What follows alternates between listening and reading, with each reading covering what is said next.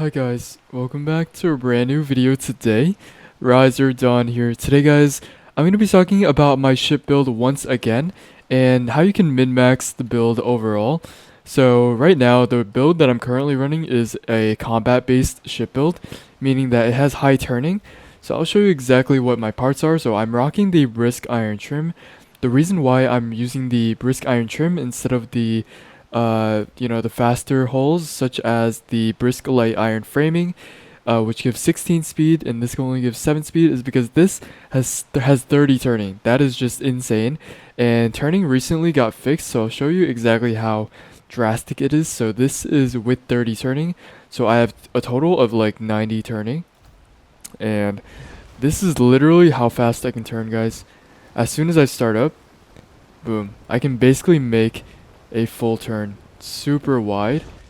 But notice how if I changed it to the brisk iron framing, notice how long it would take me to make a full U-turn. Alright guys, so I have the brisk iron a brisk light iron framing right now, and look how long and slow the turning is.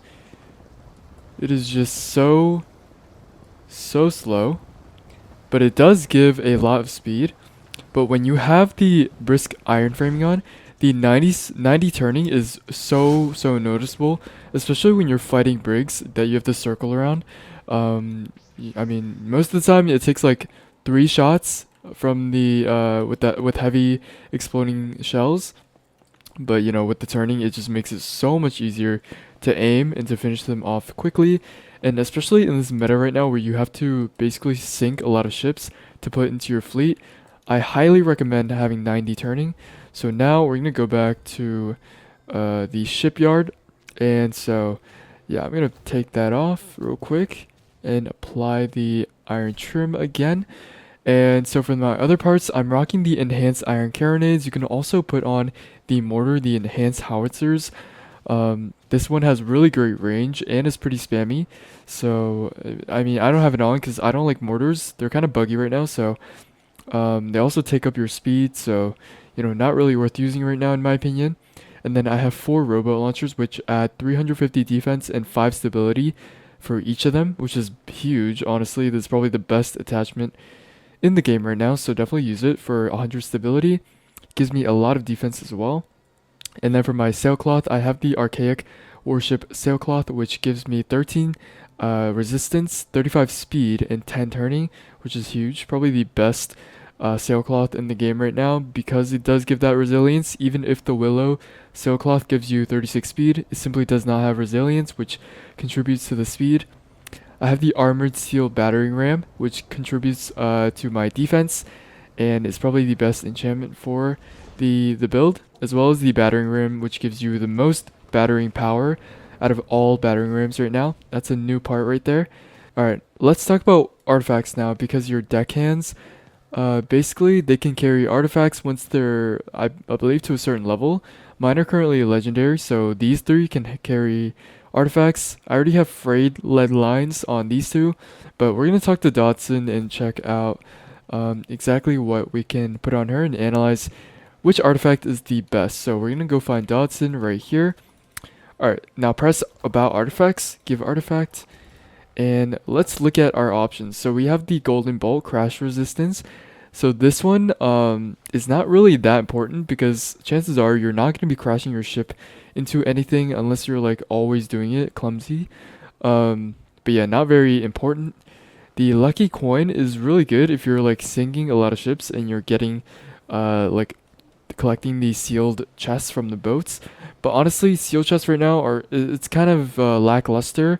You can honestly just do your fleet and get the same amount, if not more rewards from just like sitting around. Rusty fishhook is good if you want to fish a lot with your crew. Basically it just speeds up the fishing speed, so you'll get a lot of fish if you just AFK your ship by the water. Roaring compass is a whirlpool escape. This one is kind of irrelevant if you have slipstream, which allows you to basically get out of whirlpools almost instantly. And then frayed lead line, this is probably the most useful because it increases your weather resistance, which Basically, it makes sure that your ship doesn't take as much damage from waves, whirlpools, and thunderstorms, which is huge in the Dark Sea, and definitely the most useful by far. And then the small gunpowder barrel is just it just saves you cannonballs. But honestly, I like if you are doing fleet and you have trading on, you're gonna get a ton of heavy exploding shells, and pretty much like an infinite supply of cannonballs. So you don't really need that. So we're gonna put the frayed lead line on Dodson, and let's put one more, another frayed lead line, and then once my Ferguson is fully leveled, he looks so cool. Um, Basically, when you upgrade him, there you go, and then you'll be able to give him an artifact eventually. Okay, guys, so let's talk about deckhands again and their professions. So, I have the slipstream or master navigator, or just navigator. I have shipbuilder.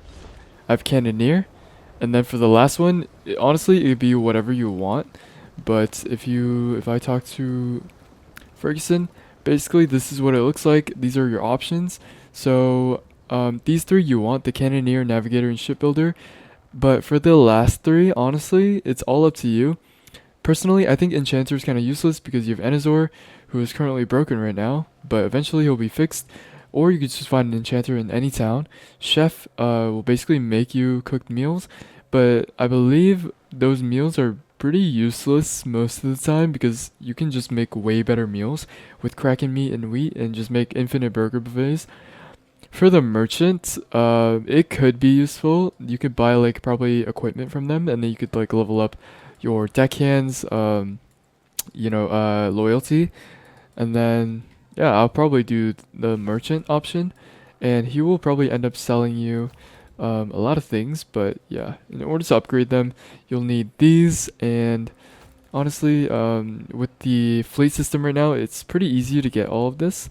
So yeah, you just need all this, and then just keep leveling them up.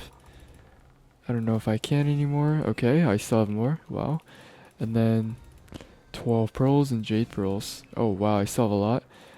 And then now you just need sunstone and 1,000, and there you go. Has improved your skills due to your contribution of materials. They are now an elite deckhand. And then now you just need like sapphire. Oh wow, I have not had enough. And then I think this is the last one, citron. I do not. I need one more actually. So we're gonna go ahead and buy that. Okay guys, so this is the last thing that I need. I'm gonna go ahead and buy that. Now I have everything that I need to upgrade my last deckhand, Ferguson. Let's see. So he sells 8 random chest items that you can buy items from, and can buy items from you in exchange for drachma. Okay. So, okay, 5,000 drachma and 15 citron. And there you go. That is how you get your guys to legendary deckhand. And then I'm going to increase his loyalty right now. So you have to give him a gift. And basically, in order to level him up, you just have to give him things that he's wearing. So he's wearing the cloak. So basically, you have to scroll down to where the cloaks are, and you can give him like basically all of these cloaks that he's wearing. And if they have modifiers, it basically is a stronger effect on them. So right now you kind of just want to give him the basic stuff. And let's see, cloak. Just keep giving him the basic stuff. And eventually, basically you'll be able to change the way he looks. And I highly advise you guys change it to knight so that you can give him titanium armor. Okay guys, so we've just gotten Ferguson to great, and this is where you want to stop and talk to him, and then about your appearance, and then change your style. So now you want to change him to knight, and then you want to keep talking to him, and then give him a gift, and you want to basically give him titanium armor. So titanium armor is really really good because it just allows you to level him up super fast. Okay guys, so I've just given Ferguson the titanium armor after changing him to the knight appearance. which just makes things so much easier because you usually have a lot of these like metal armors, and usually they really like it. Um, so very simple, easy way to increase their loyalty. And now just like that, they are dedicated, and yeah, just super nice to have all of your deckhands just fully leveled. And when they're leveled up, they give you 2 more stats than their original. So now this is probably the ideal build, like overall. 126 speed, 100 stability, almost 20k durability, 90 turning, and 4150 ram strength. This is insane, guys. Having maxed out resilience is also ideal, but right now we're kind of limited to just this setup. But yeah, guys, that is gonna do it for this video. Thank you so much for watching. I hope you learned something new in this video. Definitely drop a like and subscribe if you did, and let me know down in the comments below what you guys want to see next. And if you have any questions, let me know. And I will see you guys next time. Thank you so much for watching. Peace out.